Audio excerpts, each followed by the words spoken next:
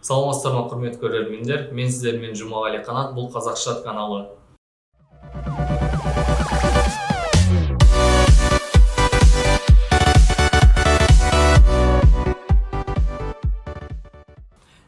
қазан 2019 жылы Евразиялық Халықтар университетінде, яғни ИНУ-да Нұр Отан партиясының мүшесімен және Евразия университетінің студенттерімен бірігіп акция өткен болатын. Республикалық патриоттық акция «Мой флаг, моя родина» деп аталады.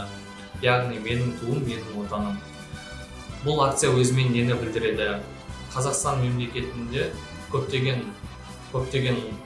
мысалы общественный месталар дейді, көптеген халық шоғырланатын орын, оның ішінде торговый домдар да кіреді мысалы. Сол жерде Қазақстан Республикасының флагын ашық түрде қолдану қажеттігі. Егер естеріңізде болатын болса, 2015 жылы Астана қаласындағы, яғни қазіргі Нұр Сұлтан қаласындағы тұрғынды айыппұл салған болатын, 400 мың теңгеге жуық айыппұл салынған. Ол кісі өзінің туын балконына ілгендіктен. Осынайда қате тұжырымдар немесе қате стереотиптерді жою үшін осындай акция қазір елімізде көптеген қалаларда өткізіліп жатыр. Соның бірі бізде Шымкент қаласында Шымкент Плаза сауда үйінде өтті. Ал қазір екінші акция Шымкент қаласы Мегапланет сауда үйінде өтіп жатыр. Біз қазір сол акцияға өзіміз қатысып келдік. Ол жерде яғни патриоттық түрде көп сөздер айтылды. Расында да себебі біз өзіміздің флагымызды көп қолдану керекпіз. Себебі әр адам өзінің флагын көргенде, өз мемлекетінің туын көргенде, кеудесінде патриоттық сезім оянатындай. Бұл практиканы көптеген мемлекеттер өткізеді.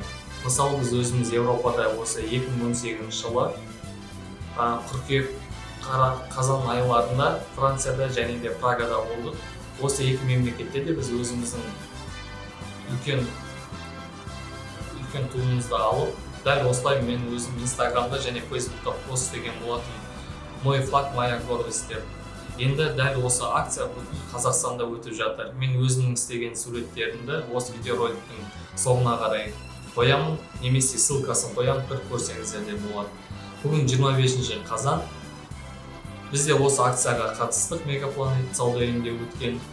Енді ол сауда Мегапланет өз акциясын Ледяной дворец дейді, Шымкент қаласындағы мұз айдынына өткізіп жатыр.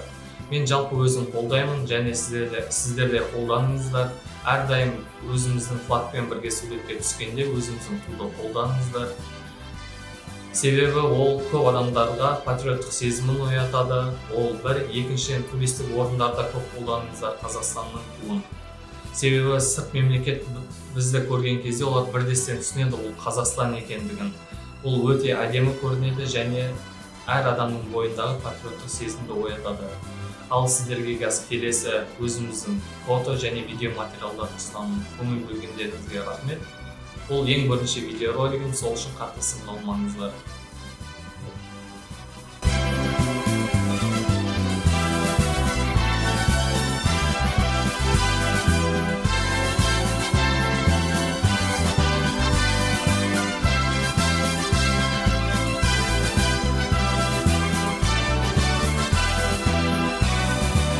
Знамя. Государственный флаг – это объединяющий символ. Под этим флагом выступают все наши спортсмены. Мы все гордимся, когда видим, как вздымается вверх благодаря нашим чемпионам государственный флаг. Это нас всех объединяет. Мы разные, но у нас цели одни. Одна цель, один флаг, одна страна. Аллах Казахстан!